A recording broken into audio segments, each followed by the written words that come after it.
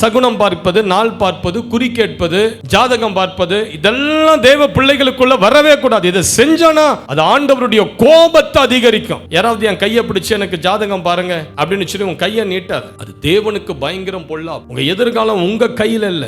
Bible சொல்லுது உங்கள் எதிர்காலம் கர்த்தருடைய கரத்தில் இருக்கு. உங்க எதிர்காலத்தை நீங்க பார்க்கறனா கர்த்தர் கரத்தை பாரு, ஆண்டவருடைய பலத்த கரத்தை பாரு. அந்த கரத்துல உன்னை வணைந்து வைத்து இருக்கிறார். அந்த கரத்துல உன்னை அடக்கு. தேவன் ஏற்ற காலத்தில் அந்த கரத்திலிருந்து உன்னை உயர்த்துவார். கர்த்தர் கரம் மட்டும்தான் ஒரு மனிதனை உயர்த்த முடியும். உன் கரம் உன்னை உயர்த்தாது.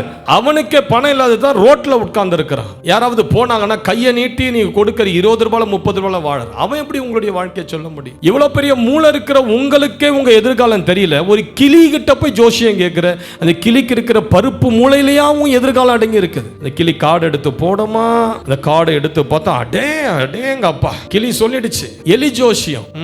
சில பேருக்கு எலி ஜோசியம், நாத்தம் பிடிச்ச எலி கிட்டியா உங்க வாழ்க்கை இருக்குது. சில பேர் தேவாங்கு ஜோசியம்லாம் இருக்குது. தேவாங்கு ஜோசியம் எவ்வளவு ஜோசியம் சொல்றேன். உன் வாழ்க்கை கர்த்தர் கரத்தில் இருக்கு. சங்கீதம் 31:15 அது சொல்லுது. எதிர்காலம் கர்த்தருடைய கரத்தில் இருக்கு. நாள் பார்க்கிறது, ஜாதகம் பார்க்கிறது, ராவு காலம், யமகண்டம், நல்ல நேரம், கெட்ட நேரம், வீட்டுல கிச்சனை கட்டும் போது சனி மூளை, அந்த மூளை, இந்த மூளையே இல்லாத போயிடும் உனக்கு. ஆமா, இதெல்லாம் தேவனுடைய கோபத்தை அதிகரிச்சிடும். நீங்க இந்த வீடு கட்டும் போதெல்லாம் இந்த இதுவை பார்த்து சயின்டிபிக்கெல்லாம் கட்டாதீங்க. ஜெபம் பண்ணுங்க. ஆண்டவர் என்ன சொல்றாரு அதை செய்யுங்க. எந்த இடத்துல கிச்சன் வரணும்னு நினைக்கிறீங்களோ அந்த இடத்துல கிச்சனை வைங்க. அப்படிப்பட்ட கலாச்சாரத்துக்கு உட்பட்டு நம்ம செய்வோம்னா அது தேவனுடைய கோபத்தை அது அதிகரிச்சு.